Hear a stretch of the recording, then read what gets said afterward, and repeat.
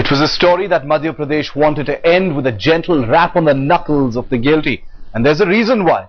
The present revenue from drug trials in India is estimated at a staggering 1,500 crore rupees. It is expected to reach 2,800 crores in 2012. This huge jump of 86% can only mean one thing. India is slowly becoming the world's human laboratory. Indore certainly became one between 2008 and 2010, a place where drug trials were conducted without taking the consent of patients, and that has become the disturbing norm.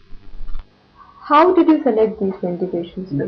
I have a coordinator with me, a counselor है मेरे पास. वो I refer the case to the counselor or coordinator. वो उनसे बात करती है कि हम लोग ये इस तरह ये दवाइयाँ हैं मार्केट में, and this is found to be safe in 1 or 2 phase trials, and third phase is already running in all over India. उनको एक प्रोटोकॉल रहता है, कंसेंट फॉर्म जो कहलाता है, वो हिंदी में रहता है. We usually give it to them. You go and read it. अगर आप वहीं पढ़ना चाहें, you can read it there. अगर कुछ प्रॉब्लम आए, you can query with the coordinator. और the coordinator solve नहीं कर रहा है, then you can come to me directly. तब अगर वो yes करते हैं, then they are enrolled in that. Headlines today access the informed consent form that the patients were made to sign. While the English form is 16 pages long and enumerates all the clauses, the Hindi form is just 1 page long. While the English form clearly mentions trial, the Hindi form uses the word adhyan, which means study instead of trial. वो चलती रही दवाएं बराबर देते रहे, वो पढ़ा मैंने तो उसमें केवल मेरे को ये समझ में आया कि इन्होंने डोलोफिजाइल जो हमको दिया है, वो डोलोफिजाइल 10 mg की जगह डोलोफिजाइल 23, ये जो इनको लॉन्च कर रहा है, कंपनी को लॉन्च करने वाली दवाएं हमको दे रहे हैं और इसी का ये अध्ययन कर रहे हैं. अब अध्ययन शब्द में और ड्रग ट्रायल में दोनों में बहुत फर्क होता है. The Hindi form does not even enumerate the mandatory clauses and the insurance cover for the volunteers.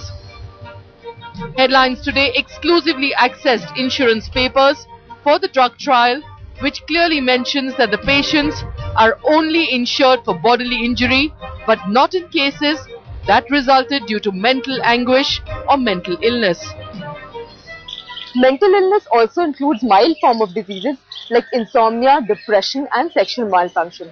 While the authenticity of these trials will remain under question till the patients are cross-examined by the investigative authorities, what does justify the horror and outrage on the issue is the illegal consent forms and the malpractices involved in the drug trials.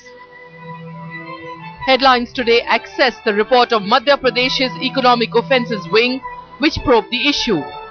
It is there we discovered how the system was rigged and how government doctors conducting drug trials evaded accountability for deaths.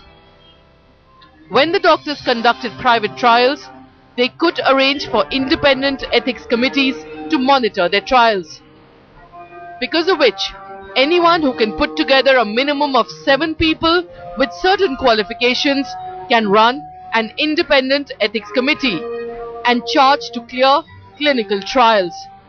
हमारे को ये अधिकार नहीं रहते हैं कि किसको input करेंगे नहीं करेंगे, वो ऑलरेडी जो कंडक्ट होता है उसी पे करना होता है. एथिक्स कमेटी भी क्योंकि हमने यहाँ का कोई इंटरेस्ट नहीं, तो ये कंपनी ही मुझे एथिक्स कमेटी के बारे में ही अप्रूवल करने देते हैं कि भाई हम हमारी क्योंकि उनको एक से नहीं कराना. In Indore, Headlines today found out that in most ethics committees, members themselves have been involved in drug trials sometime or the other. Perhaps the greatest indictment of these doctors who experiment with life lies in this sentence in the EOW report. The 6 doctors named received crores of rupees from multinational companies through drug trials by occupying government posts while conducting illegal drug trials. Neha Dikshit for Headlines Today.